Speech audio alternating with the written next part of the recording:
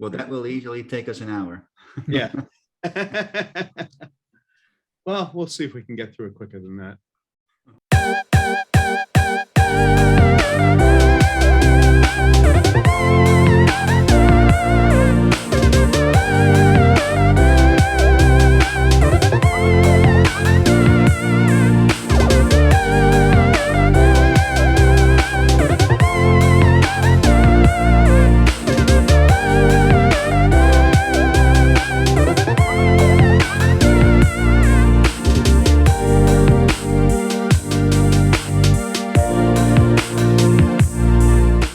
Hello, and welcome to this episode of the Academy of Management Review Origin Series. My name is Rich McAdock, and I'm your host, as well as being an associate editor for AMR and a professor of management at Purdue University's Krannert School of Management. My two guests for today are Howard Klein and Omar Solinger, who together with their co-author Véronique Duflot are authors of a forthcoming AMR article called Commitment System Theory, the Evolving Structure of Commitments to Multiple Targets. Gentlemen, welcome to the Origin Series. Thank you. Great to be here. So give us a brief elevator pitch for this paper. What's it about? Shall I take this, Howard, or? Sure, and then I'll add anything I think that, we'll just play off each other. Yeah. So we know that in our lives, we juggle multiple commitments. So we are committed to our families, to our work, to several projects in our work. We are committed to our careers, to our values. So there's so many things at the same time that we're committed to that the question arises, how do we juggle all these things at the same time? So how do we keep all these balls in the air? So a bit more analytical question is basically, how do single commitments operate as part of larger systems? So that was the question that we asked. And that's actually a new question in the literature, because the literature has focused on, let's say, single commitments. So a commitment to an organization, or the commitment to a supervisor in leadership, or commitment to a career in careers research. But very little was done actually to actually ask the question, we have multiple commitments, how does that work? And so we got to that question about, I think, what was it, Howard, 5 years ago? It's been a long process. Our first answer is that commitments form systems. So why do they form systems at all? Why don't we just have individual commitments? Okay, good question. That is because it is more efficient to think about all of the commitments we have, for instance, in our home situation, to our wives, to our children, to the sports that we do, to the churches we go to, whatever, right? So that makes it more efficient. Or the projects. We have several projects. Commitments that belong to one project are different from commitments that belong to another project. So we form batches that each on their own make sense. So we call them, so that the thing that those sets of commitments are based on, we call typifications. It can also be a role, because commitments gain meaning by the meaning that we give to them. Sometimes our commitments we have with teaching are based on our role of a teacher as professors. So that is one answer. So commitments form systems because we typify them in the same way. They are of the same type. And then the question is, if they are parts of systems, how do these systems look like? And those systems themselves are also dynamic. So they can grow if we add more commitments to them, or they can shrink. Mine always do. Yes. They never seem to shrink. Indeed, they only grow, don't they? But sometimes they overlap. We can find synergies between even competing sets of subsystems, or they can even merge, or at some point they can grow apart and start to conflict. So that is one part of the paper. And the other part of the paper is, if commitments are parts of systems, what does it matter?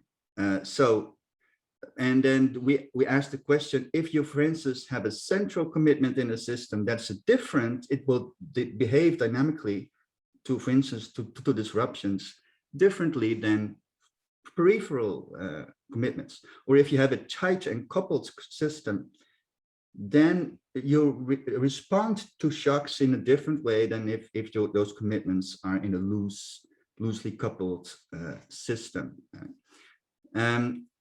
So basically, those were the three main chunks of the paper. And then, of course, we end with what does this all mean and why is this important and who should read this?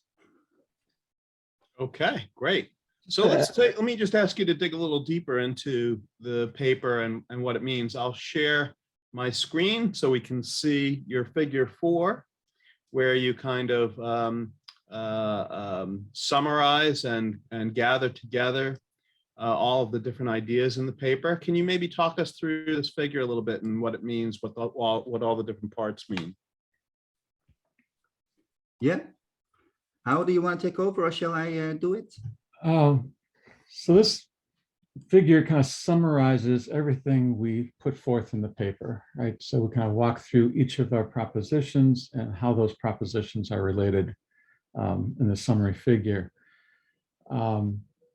So one of the things we touch on is how those typifications lead to commitments merging together into a coherent system. So that's the first proposition, is that if we tend to assign the same meaning to a group of commitments, those commitments are going to group together. A key issue with thinking about multiple commitments is we know that they're interrelated. Right. But in the previous literature, we didn't have a good sense of why or how. Because one of the things we quickly realized when we started looking at this is any two commitments could be synergistically related, could be neutral, or could be in conflict. And the existing literature didn't provide any explanation for why that was, or how you could understand why the same two commitments, say it's to supervisor and to organization, or to organization and union. And some studies were found to be positive related, and other studies found to be negatively related. Right. So what we really were trying to develop was a theory perspective that would allow the explanation for those discrepant findings and allow us to predict, understanding, depending on the situation and the person, why the same commitments may or may not be synergistic or conflicting. So that was maybe another piece of kind of the origins, or the elevator speech to this paper. So if commitments are given the same meaning, share the same typification, they're likely to merge because those positive relationships among them merge into a coherent system, proposition 1. If they are conflicting different meanings and different meanings that cannot be easily balanced, either by switching between them, but working towards one actually is at the detriment of another, right. That's when they're going to segregate into different systems. So that's hypothesis, proposition 2. And we make the distinction there between whether they're behaviorally separable or not. And that's this notion of essentially commitments are synergistic when taking the same actions allow you to meet the needs of multiple commitments. So engaging in the same behavior allows you to meet your commitment to your supervisor and to your team simultaneously. In other cases, your demands of your supervisor and your demands of your team might be incompatible. So that's where they're not behaviorally separable, where you actually have to choose between acting on one commitment to the detriment of another commitment. So when they're not given the same typification and they're not behaviorally separable, that's when you're going to have that negative interrelationship, dynamic interrelationship between commitment become negatively coupled, where they are behaviorally separable. That's where you can kind of manage both by switching roles back and forth, for example. And that's where they become decoupled with different typifications. I got that right, Omar? That's over here. Okay, I see. Yeah. I was getting a little ahead of you in my No problem. on the figure, but okay, that's over here. Right. Yep. You also have situations where you have two separate systems that start to converge because of that multiplicity and intersect, where you have some commitments that appear kind of overlap the boundaries of the two separate commitment systems actually share a commitment, and career commitment is one we talk about in the example in the paper as an example of that, where your commitment to your career can actually be given different, interpreted differently, and allowed, and that multiplicity of meanings, multiple typifications allows it to be that intersecting, bridging commitment between two systems. Let's then jump over to the other side to proposition 4 and how commitment systems operate. There we make the distinction between whether or not a system has a strong central element. And by that we mean that there's a really strongly held commitment at the center of that system or near the center of that system.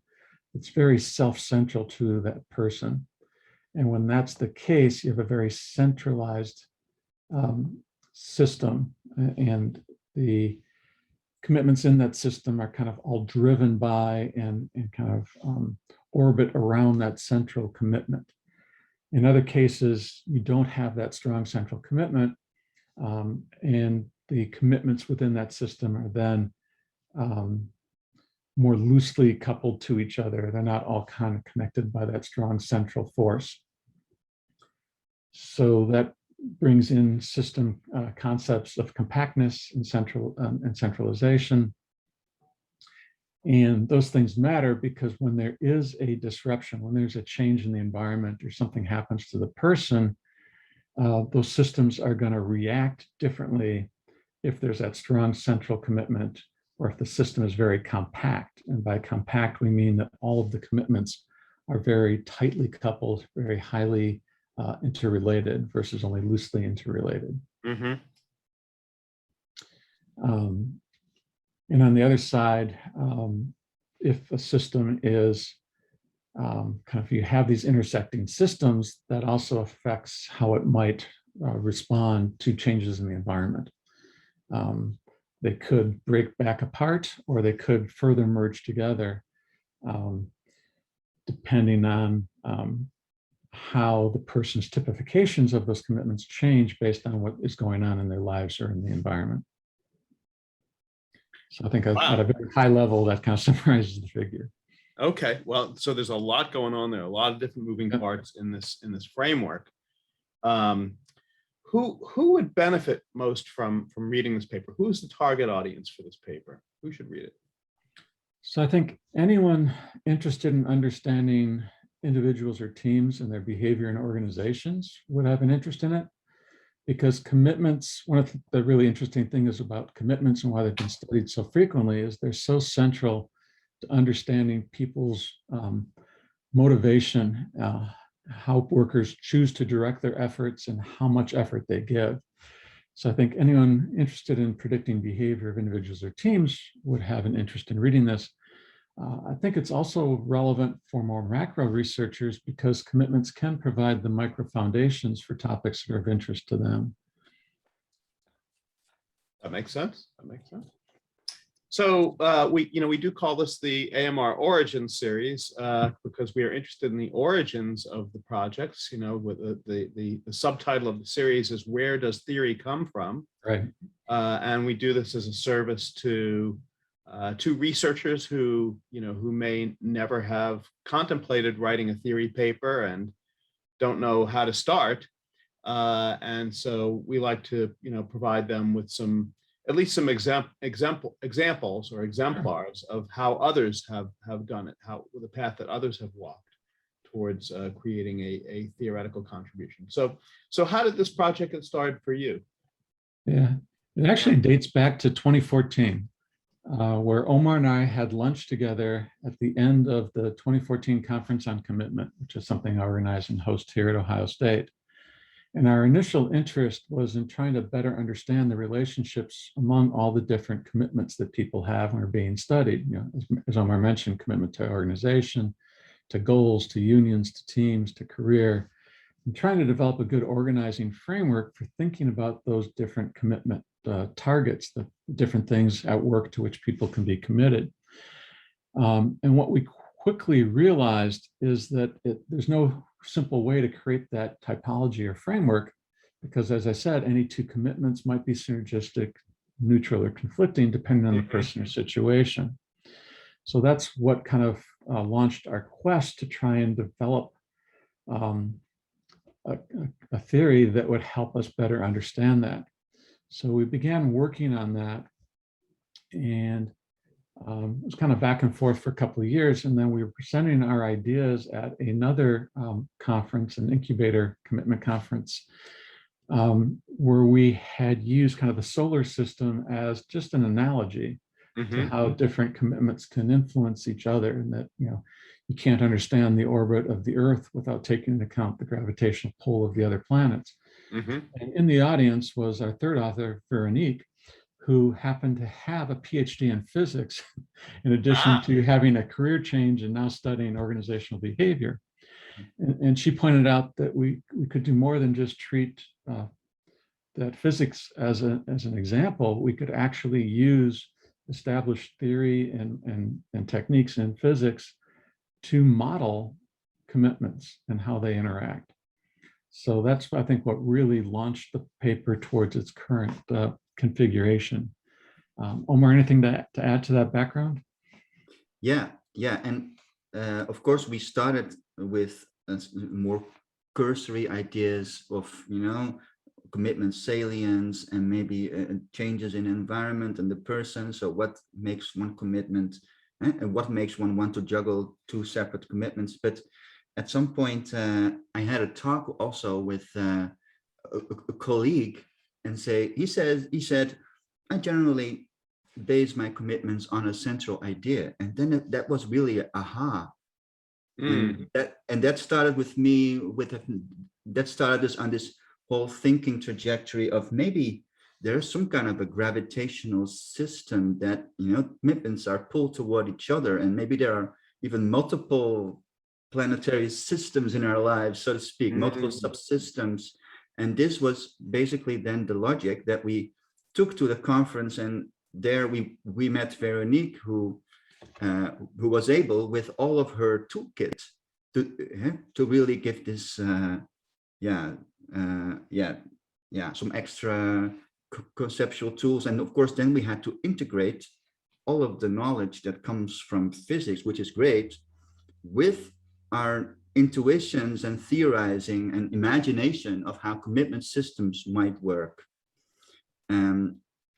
So then we get into the whole write-up process, and here is our first paper that we sent in, and we're all very happy and super excited that we merged physics with the study of commitments.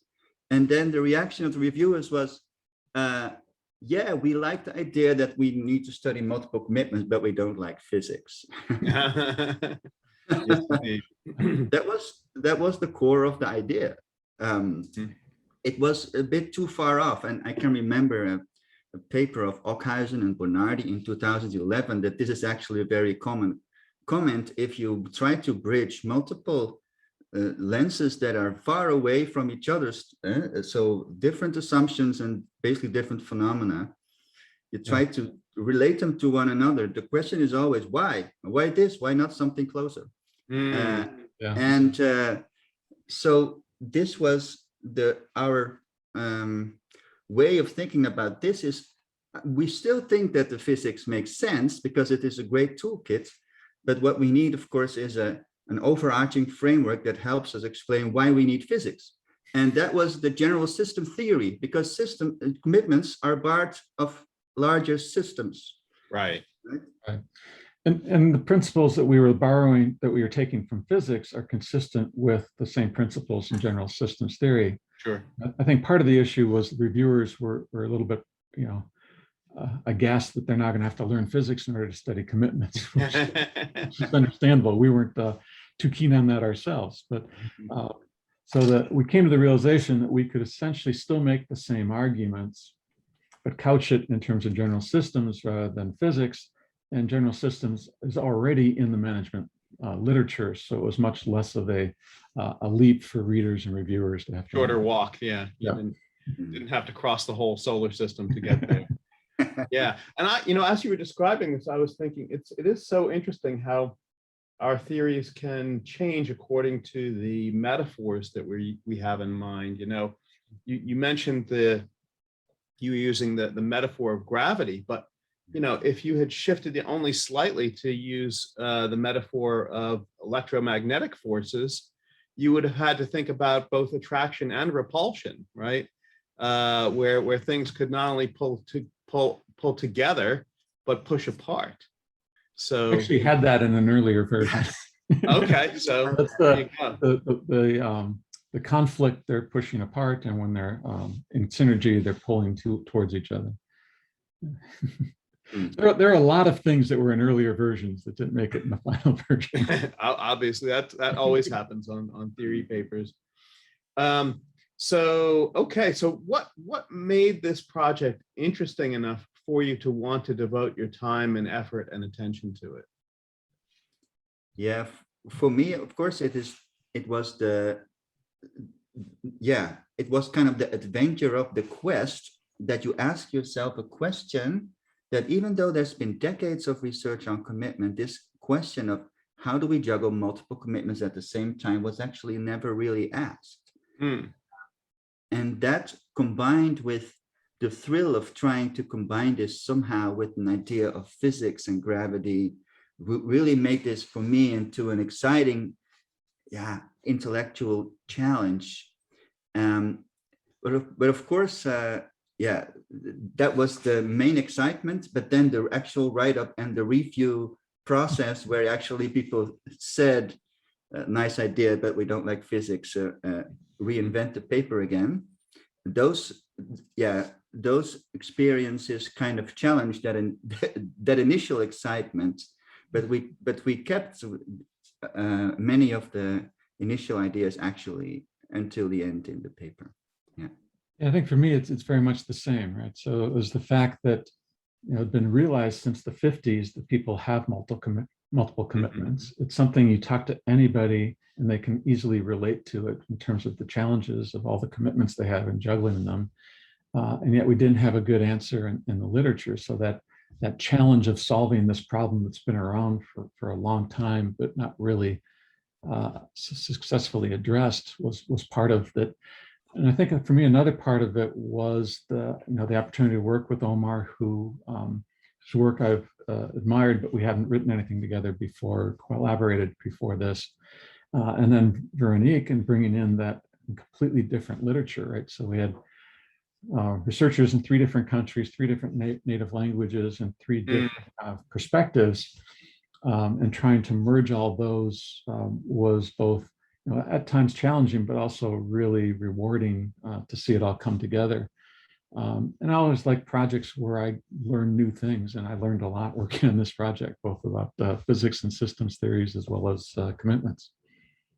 Interesting. So you mentioned 2 challenges so far. One was the challenge provided by the reviewers when they didn't like your metaphor, and the other was the challenge of working at a distance with I guess not just physical distance, but perhaps cultural and linguistic distance in your co-author team. And disciplinary differences. And disciplinary distance, right? So disciplinary, linguistic, physical, cultural distances within the co-author team. Were there any other challenges that you faced in doing the project that are worth mentioning? I think the biggest theme through the revision process was go into more depth on fewer issues, right? So I think our first several submissions, the reviewers felt there was too much breadth and not enough depth, that we weren't fully explaining anything because we were trying to cover so much. So I think that was another challenge in terms of what to cut and what to leave in, and how to balance that depth and breadth when introducing a very new perspective to think about a very established concept. Yeah. So how did you make those choices? Because I know I face those choices in my own project. So, okay, there's 6 things I'm trying to say here, and I got to cut it down to 4. Which of the 2 things that I care, which of these 6 things that I care about am I willing to put aside for this paper and maybe come back to in other papers or whatever? Right. How do you make those decisions? Well, one of the ways to make those decisions is which of the elements speak the most, right? And also speak the most to your specific construct. Because one of the other challenges was, of course, systems are general and they apply to any system. But why does this apply to commitment? Yeah. Mm-hmm. And this was one of the challenges that many of the reviewers had. And so we could, for instance, show with the centrality and the compactness that we could explain things or contradictory findings in the commitment literature that you would otherwise have no explanation for. So okay. So you were cutting out things that had less impact and focusing on things that had more impact, right? These were parts of the theory that were impactful because they could explain hitherto unexplained results. That makes sense. So I think I could see other ways of trimming, right? You could, even from your own theory, right? Is it central or is it not central, right? You could go that way. Is it? I think that could play a big role in terms of what things are absolutely necessary, or the other things we want to talk about won't make any sense. So I think that's the centrality issue. So I think it was that what's kind of core. If we don't talk about, none of this makes sense, versus and what's the value added to commitment in terms of resolving discrepancies in the literature or inconsistent findings. I think those were our 2 primary factors. And then we did get some direction from the reviewers and the editor in terms of what they liked and didn't like. Right. That factored in well. And in some cases, we disagreed with that, saying, no, this is central, we got to keep it. We just need to explain it better. In other cases, it's like, yeah, you're right, I guess that can wait for another paper. Right. Yeah. And it is, in some sense, an application of your own theory, right? Because you have, obviously, if you've got 8 different parts to your paper, you have to make a decision about which ones you're committed to. And which ones you're willing to, as you put it, segregate off into a different subsystem that we call a subsequent publication later. Right? Yes. So interesting how it is self-referential in that way. So okay, so let me close it out with a question about impact. And actually, I usually ask this question about what do you hope the impact of the paper will be. I usually ask it in 5 different parts, because it seems to me like there's at least 5 potential impacts that an AMR paper could have. It could have an influence on future theory. It could have an influence on future empirical research. It could have an influence on future practice.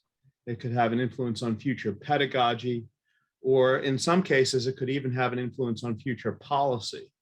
So just throwing out those 5 possibilities for you, what impact do you hope this paper will have in any of those 5 areas? Mm-hmm. Well, I think scientifically, of course, we hope that people within OBs studying the behavior will find this interesting, and actually, because studying commitments as systems is actually a new territory in and of itself. So if this will spin out into a whole new territory of research in commitment, that is a kind of an impact that we hope for. But even beyond the specific literature of commitment, there's also many different other constructs that also have multiplicities. So identities, we have different goals. So there's so many different things that can actually be applied with the same kind of technique. And then even beyond OB, I would hope that macro researchers would find this interesting. So I have been reading, for instance, the book by Richard Scott about institutions, right? And the word commitment is used almost on every other page. Because institutions are based on the commitments of those who produce them. And so many of the times, hopefully, commitments can, well, fuel that type of research as well. For instance, when people talk about different institutional logics, we have used that part of the literature, for instance, to say, why do commitments segregate into conflicting sets of commitments? Well, that's because sometimes there is a conflict between, for instance, our will to be green versus our will to be efficient or to be inclusive organizations. So those contradictions can exist, but when leaders find some kind of an inclusive frame that makes our commitments less conflicting, then this is actually something that can help us share our goals more and produce and cooperate together, in a way that is more synergistic. Okay. Yeah, to add to that, again, I think my hope is that it really changed the trajectory of commitment research and then spill over to other areas of research. There were a lot of things, like I said, that we took out of the paper that could be further explored both theoretically and empirically. How do systems form? How do individuals prioritize? Exploring in more detail how systems react to different environmental changes as a few examples. I think another key takeaway from the paper is that studying any single commitment in isolation isn't going to allow you to really understand the effects of that commitment, because you're ignoring its interrelationship with the other commitments the person holds. And yet the bulk of the existing commitment literature has focused on just one commitment or a couple of commitments, but in not a kind of a one-off manner. So I really hope it kind of is a wake-up call to, we need to think about commitments as wholes or sets rather than individually. Related to that is, again, this notion that in the past, the different commitments to different things have tended to be studied in isolation and in different silos, right? Motivation researchers studying goal commitment, career researchers studying career commitment, leadership researchers studying commitment to leaders. So I think by taking a systems approach, hopefully it also allows better integration across those literatures and the more efficient accumulation of understanding about how commitments operate. Interesting. So okay, so I've got so many questions now that your answers have put in my head. Like, let me just start with something really basic. Like, okay, so you've got 8 propositions in this paper, right? So conceivably, that's at least 8 empirical studies that could be done, right? So give some guidance to future empirical researchers who, if they pick up this paper and say, hey, I'd really like to test some of these propositions as hypotheses, what kind of data would they be looking for? What kind of context would they need? What kind of measures would they be wanting to gather? Give them some guidance here. Yeah, so the idea is that you would measure not just one commitment, but commitment to, so several commitments that are relevant in a particular context. So if you work in a project, then you would have commitment to quality, to time, to deadlines, to colleagues, and so the commitments that are relevant in a particular work context, you will want to measure. And then you would probably need maybe a device on your smartphone where you can, over time, several times, measure these, and then also model them as a network, as commitments that have also relationships with one another. I would think you might want to, look at an empirical setting where there are just naturally multiple commitments as a result of the nature of the job, like in a matrix organization, right? In a matrix organization where you're reporting to multiple bosses, right? You obviously have, well, you definitely have multiple commitments. You may have conflicting commitments, right? I'm reminded of the extreme example of this from the movie Office Space, where Peter, the central character, had 7 bosses that he reported to. Wow. Joke there. But maybe something like that, where it's pretty clear that the person definitely has multiple commitments they need to deal with. I'd make the case that I challenge you to give me a work context where people don't have multiple commitments. Right. But I guess I'm thinking of multiple goals. You have multiple. Those commitments. But yeah, so if your interest is, and part of it may be whether your interest is particularly in goal conflict or commitment conflicts and how people resolve those conflicts, then something like that, you're right. You want to make sure you pick a context where you're likely to have a lot of those mixed priorities. Whereas in any given workplace, you may or may not have more conflicting and more synergistic commitments. But I think you're always going to have plenty of commitments to look at. And I think one of the challenges would be, where do you draw the lines? And some piloting may be needed to get a sense of what are the relevant commitments in a particular context, so you don't leave any key ones out. Right. So that's interesting, and it also kind of brings up in my mind the practical implications of the paper, right? So if you're a manager who has to deal with multiple commitments, maybe conflicting, maybe not conflicting, but like if you're a manager in a matrix organization, right? So what advice, what practical guidance, let me put it that way, what practical guidance could a manager gain from the framework that you've developed here? Yeah, so I think what a key challenge for any manager is making sure that a worker's priorities are aligned with the organization's priorities, right? So, and I think commitments are a way to help facilitate that in terms of providing communications, providing resources, to ensure that people are typifying, their work commitments in a way that's going to minimize conflicts and to help them see how maybe things are more related than they might see them to be. So we do have some. There's clear implications for practice from taking this approach. I'm not sure our knowledge base is at the point yet to provide definitive prescription, but I think taking this perspective will hopefully allow for that knowledge base to develop, where we can be much more definitive in making prescriptions for managers. Right.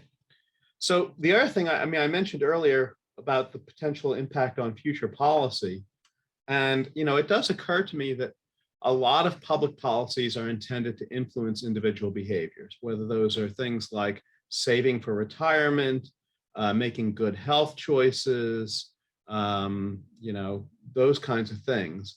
And I'm reminded of the book by Richard Thaler and Cass Sunstein from about 12 years ago called Nudge, where they talk about these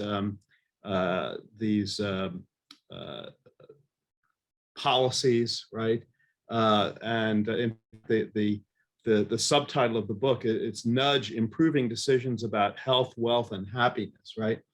So, am I more committed to my health, my wealth, or my happiness, right? It would seem like, maybe you guys could have something beneficial to say to the public policy discourse, in the sense that, these policies may be focusing on individual commitment parts of the commitment system, right? So maybe one reason why a policy does not achieve its intended objective is that there's multiple commitments, right? Because even the word nudge implies that we're trying to get someone away from a particular commitment. We're trying to overcome a commitment, right?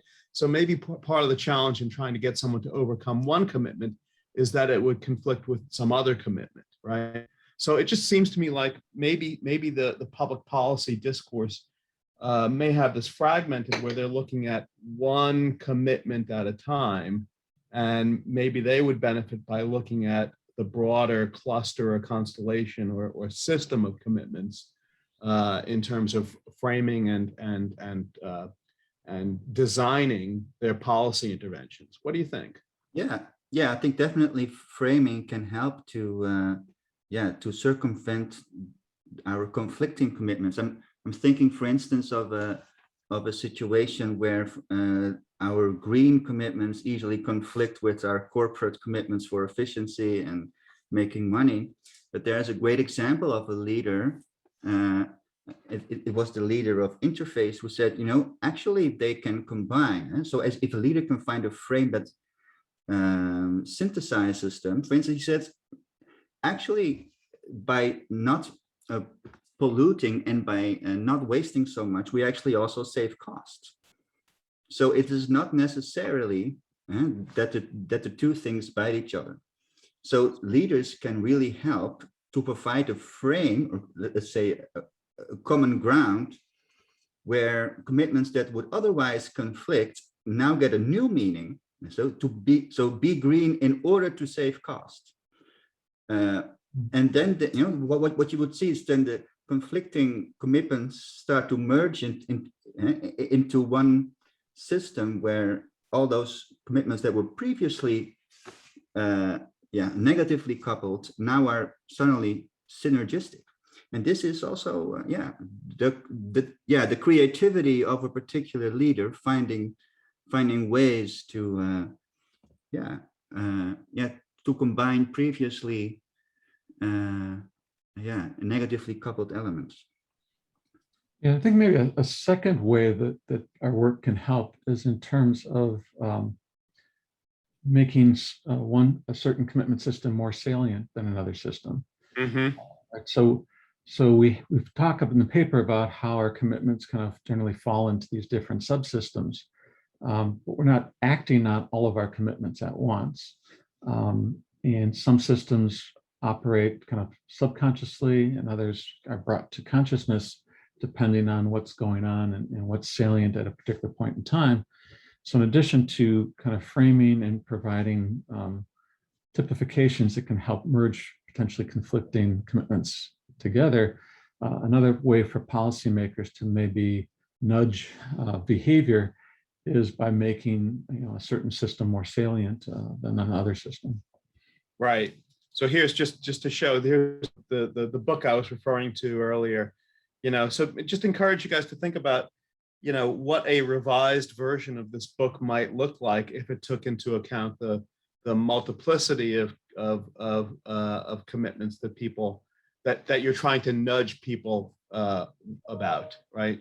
And how that multiplicity of commitments could alter the kinds of interventions that are used. Anyway, okay. Well, that's all the questions I've got. Thank you very much for sitting for a delightful interview. I really learned a lot from reading the paper and from discussing it with you. And it's an excellent paper, forthcoming in AMR, and strongly recommended to the audience for this video. Get out there and read it. Thank you. Thank you.